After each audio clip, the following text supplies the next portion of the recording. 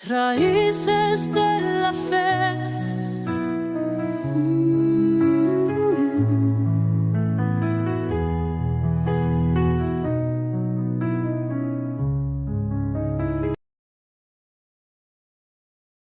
Saludos, familia, muchas bendiciones. De quien te habla, su hermano de Mesías, Caleb Rodríguez Robles. Estamos una vez más en el inicio de la paracha de la porción de esta semana, que viene siendo la porción Bamidbar, que significa en el desierto. Y no tenemos que hacer esta pregunta, ¿verdad? ¿Qué representa el desierto en nuestras vidas? En esta porción vamos a estar hablando sobre un resumen de los primeros dos capítulos del libro de Osea, que es parte de la Haftará. Bueno, un resumen de lo que es en el desierto representa esa dependencia del Todopoderoso. Es cuando el Padre Celestial, ¿verdad? Te habla, nos habla. Ahí escuchamos la voz del Todopoderoso, la voz del Padre Celestial.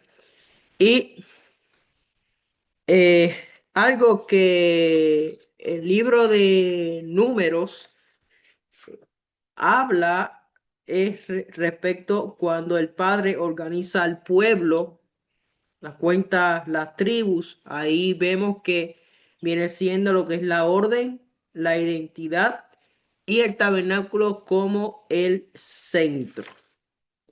Así que dentro de los primeros dos capítulos del libro de Oseas, y antes de comenzar, me gustaría que te suscribieras a nuestro canal de YouTube, Restaurando el Diseño Profético, para que recibas las notificaciones y juntos poder aprender. Así que, volviendo, en los primeros dos capítulos del libro de Oseas, Oseas es uno de los cuatro profetas que predicaron y vivieron en el año 8 antes de Cristo, que Isaías y Miqueas predicaron en Judá y Amós y Oseas en Israel. Y habla respecto sobre la idolatría, luego habla sobre el amor del Todopoderoso hacia el pueblo de Israel. Y a pesar de su infidelidad, vemos que la violación del pacto es central en el libro. El pueblo de Israel fue infiel, una adoración al panteón de divinidades, divinidades cananeas. Entonces, Oseas hace una profecía al reino del norte, Efraín, Israel, antes del exilio asirio. Israel tuvo un veneno invisible que viene siendo lo que es la idolatría, rompimiento del pacto, adoración a Adonai y a Baal, o sea, un sincretismo religioso, una idolatría cananea. Rompieron el pacto, hizo o confió en alianza política y no en Adonai. Entonces vemos que, o sea, el Padre Celestial le da una orden a Oseas que se casara con una mujer fornicaria, ¿verdad? Entonces, el matrimonio pues era símbolo del pacto, pero en esta ocasión más adelante, en este video, les voy a estar explicando la razón por la cual el padre le dice a Oseas que buscara a una mujer fornica, o sea, de la fornicación. Entonces, esa desnudez pública representa deshonra, vergüenza, juicio y exposición. El pueblo de Israel, ¿verdad? Se mezcló con mujeres, ¿verdad? Cananeas. Entonces, algo que me llama la atención aquí, ahora les quiero presentar la presentación que para que usted pueda ser edificado en esta gran enseñanza. Bueno, en esta porción mayormente se da desde Oseas 1:10 hasta Oseas 2:20. Vamos aquí.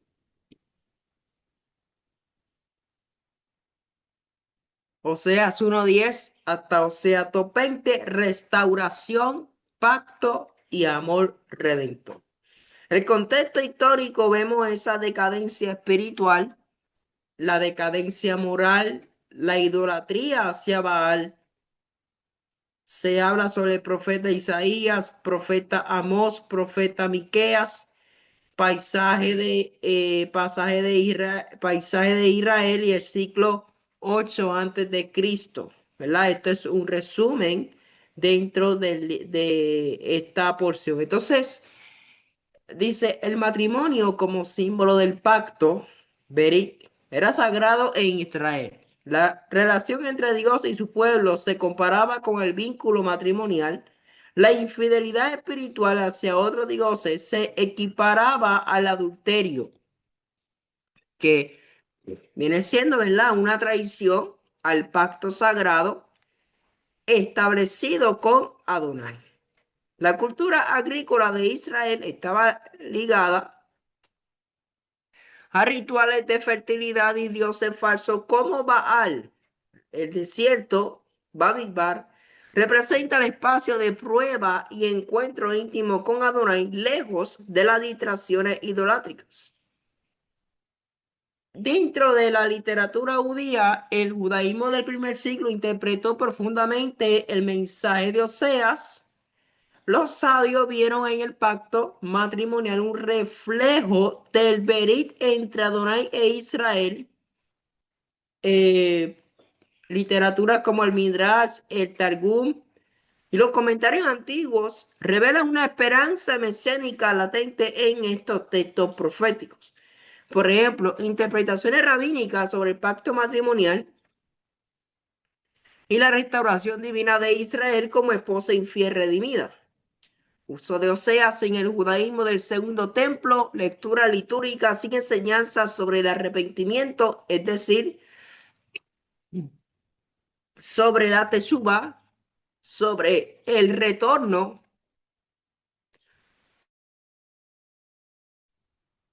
sobre el retornar al pacto y la esperanza mesiánica vinculada a la restauración final de Israel como señal de la era del Mashiach. Ok, y aquí dentro de este análisis vemos aquí que la palabra dice, no soy pueblo mío, seré llamados hijos del Dios viviente. Lo a mí se transforma en a mí, que viene siendo, ¿verdad? Que Dios restaura la identidad perdida de su pueblo, devolviendo dignidad y pertenencia al pacto eterno. La gracia prevaleciente donde el juicio parecía definitivo, la gracia de Adonai prevalece. El mismo Elohim que declaró rechazo ahora proclama adopción. Su misericordia supera toda infidelidad humana. Este versículo abre las puertas a los gentiles. Vemos algo interesante, ¿verdad? Que cuando vamos a Romanos 9, 25 y 26,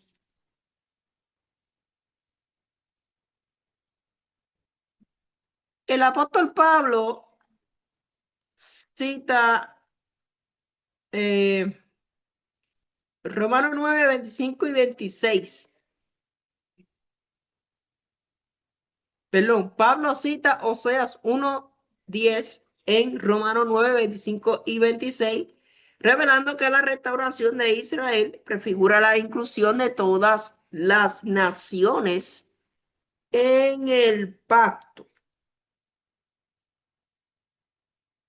El juicio por infidelidad ya en Oseas, en los primeros 13 versículos. Dice, revela la consecuencia del alejamiento de Adonai, la idolatría espiritual de Israel, su dependencia en falsos dioses como Baal y el olvido del pacto sagrado trajeron juicio divino. Y el profeta describe un camino roto hacia un paisaje árido del alma alejada de su creador. Estoy, ¿verdad? Pasando esta presentación rápido porque les quiero citar algunos versículos. La restauración y amor redentor. Dice, la traeré al desierto. Como acto de amor divino, Dios renueva su pacto con su pueblo, ofreciendo un desposorio eterno en justicia, misericordia y fidelidad. La palabra dice, te desposaré conmigo para siempre, te desposaré conmigo en justicia y en derecho, en misericordia y en compasión. Esto lo podemos ver en Oseas 2, 19 y 20. Vemos aquí que la conexión evangelística, vemos que Dios restaura al que se apartó. Claro, porque cuando tú te alejas de los caminos del Padre, eh, siempre el Padre va a esperarte con los brazos abiertos. Entonces, su amor incondicional llama a la teshuva, al retorno, al arrepentimiento y ofrece perdón eterno. Yeshua es el cumplimiento del pacto restaurado, el puente entre el juicio y la misericordia divina. La palabra dice, los llamaré pueblo mío, a los que no eran mi pueblo. Romanos 9, 25 y 26. Y primera de Pedro 2, 10, ahora soy pueblo de Dios. O sea, tiene una gran conexión. En primera de Pedro 2, 10, Romanos 9, 25 y 26 se conecta con el libro de Oseas. Un mensaje para la juventud, para toda persona, ¿verdad? Es que no importa cuán lejos estemos del eterno Adonai, sigue teniendo misericordia y nos sigue llamando con amor eterno. El desierto no es castigo, es proceso de transformación y encuentro íntimo con el Padre. La restauración está disponible para todo aquel que regrese al pacto. Como dice Oseas, Dios desea desposarte en justicia, misericordia y fidelidad. Y tenemos que entender, ¿verdad?, que nuestra identidad como hijo del Dios viviente o como hijo del Elohim viviente permanece intacta en sus manos y el camino de regreso está iluminado por su gracia. Así que regresa al pacto, vuelve al origen. Yeshua te espera con los brazos abiertos. Entonces, algo que me llama mucho la atención.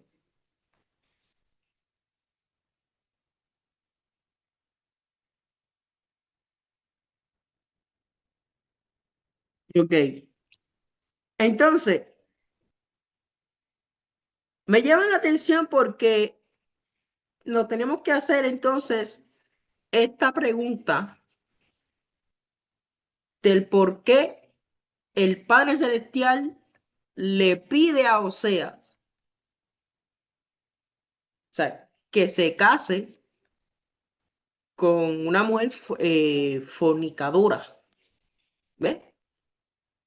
Y tengo esta información porque, fíjate, y tiene lógica porque, o sea, es una pregunta válida que por qué el Padre Celestial le dice a Oseas, o sea, incluso le da una orden para que se casara con una mujer fornicadora. Entonces, especialmente la palabra dice, ve, tómate una mujer fornicaria e hijos de fornicación. Mira, mira para allá. porque la tierra fornica apartándose de Adonai. Fíjate, la razón es clave, ¿verdad? Aparece en el mismo verso que Israel había abandonado el pacto con el Todopoderoso, ¿verdad? Y se había ido tras otro dios. Entonces, ¿qué representaba Gomer? Gomer representaba a Israel, infiel, idólatra, rebelde, pero aún amado por Dios. O sea que, sea, representaba el amor fiel de Dios hacia un pueblo que constantemente le traicionaba. O sea, en la cultura hebrea, ¿verdad? El matrimonio simbolizaba el pacto y la idolatría era comparada con un adulterio espiritual. Y por eso los profetas usaban un lenguaje matrimonial. Dios es igual a esposo fiel, Israel esposa infiel, porque no era simplemente sobre la inmoralidad sexual, era una imagen espiritual de la idolatría nacional de ese pueblo. Pero vemos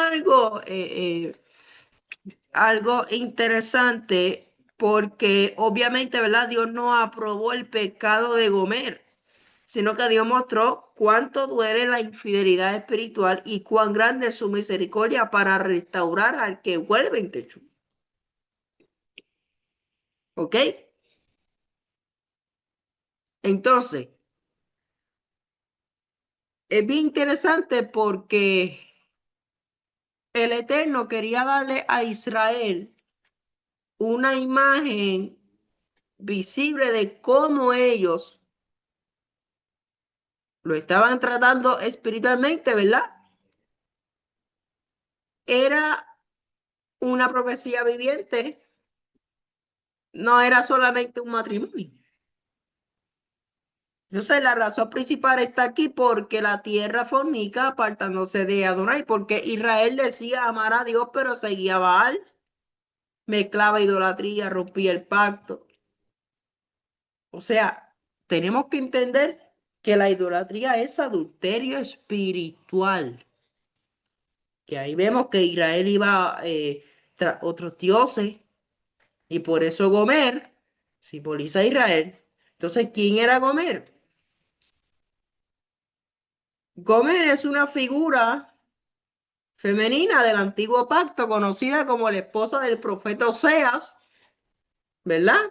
Eh, y se encuentra en Oseas 1:3. ¿Ve? Sus hijos, Yezreel, Lo-ruhamá y Lo-amí. ¿Ve?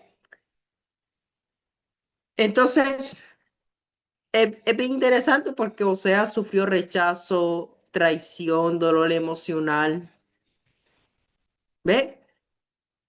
Así que próximamente, ¿verdad? Cuando estemos en los libros históricos, que vamos a estamos dando el libro de Jueces verso a verso y luego entraremos a lo que es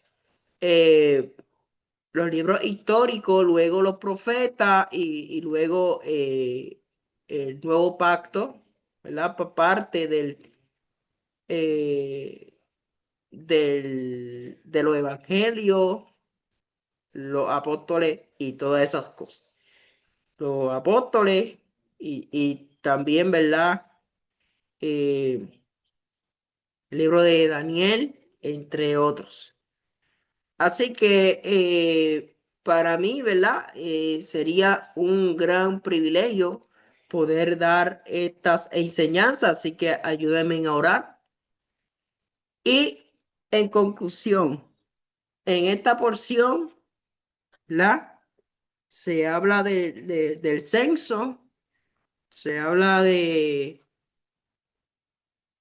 eh, contar la tribu, orden, identidad. Y ahí vemos, ¿verdad? Que el Eterno organiza el pueblo. Bueno, Más nada tengo que añadir. Que el Todopoderoso te bendiga y te guarde y nos veremos en la próxima ocasión. Shalom.